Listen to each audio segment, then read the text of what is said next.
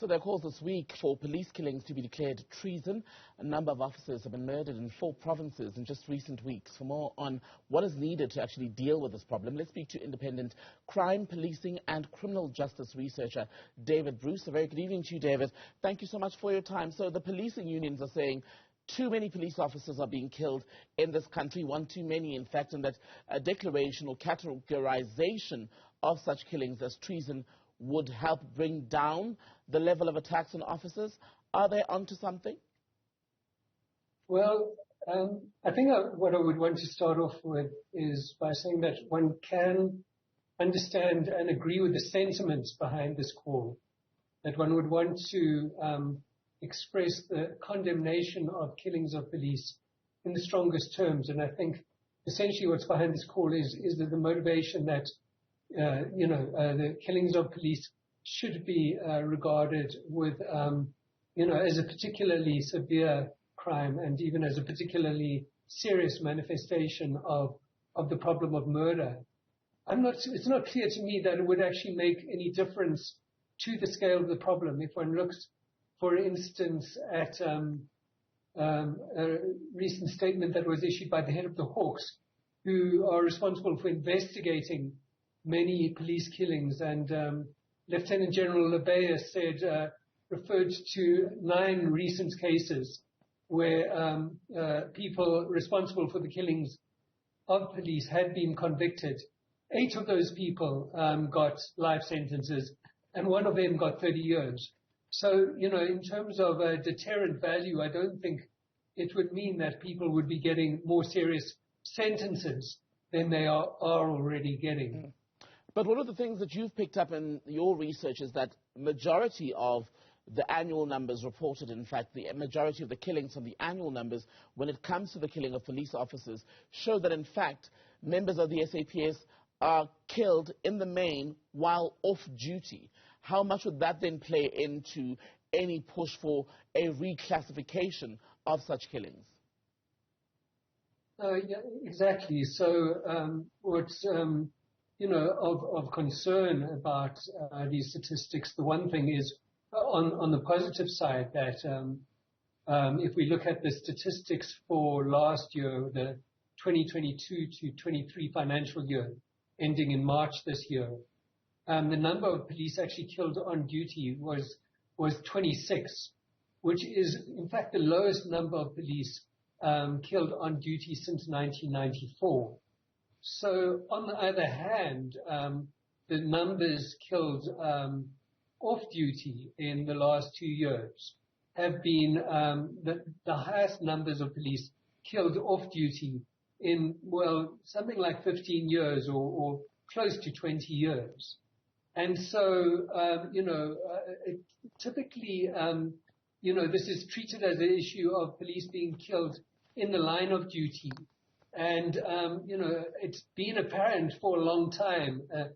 For many years, it's been the case that over 60% of police who are killed have been killed off duty. But the SAPS itself and government have never actually properly acknowledged this dimension of the issue. They've never given proper attention to trying to understand what is going on here. And so, if they were serious about really bringing down the number of these killings, then they would be giving much more attention, firstly, to kind of understanding, why so many police are being killed off duty, and particularly why this number has been increasing in recent years. And David, does it matter, or do we know enough, in fact, about the motive then for the killings of officers off duty? What I'm getting to is, if we're going to reclassify these killings as treason, are they killed because they're members of the SAPS, or are they killed because, unfortunately, quite tragically, in fact, we live in a country where violent crime is just so prevalent that even if you're a cop, you will not be spared? Well, you see, I've been following this issue for quite a long time, and the picture is quite blurred. So, if one's talking about killings of a police officer in the line of duty, to some degree what we're talking about there is the killings of police officers who are intervening in, crimes that are in progress or, for instance, pursuing robbery suspects, that kind of thing.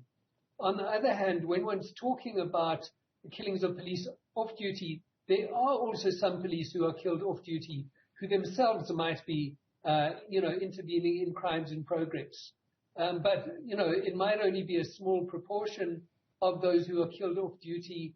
And there's, a number of other circumstances in which police who are killed off duty are killed. There's, for instance, disputes, personal disputes of one kind or another.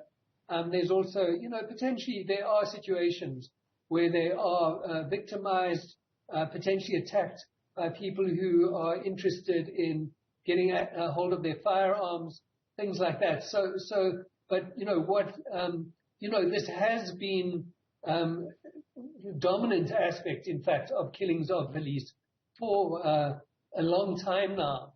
But to the best of my knowledge, I've never seen the SAPS itself giving proper attention to understanding what is behind the killings of police off duty. They've never analyzed the problem properly, and therefore, as we can see, the killings of police off duty is currently at its highest levels for something like 20 years.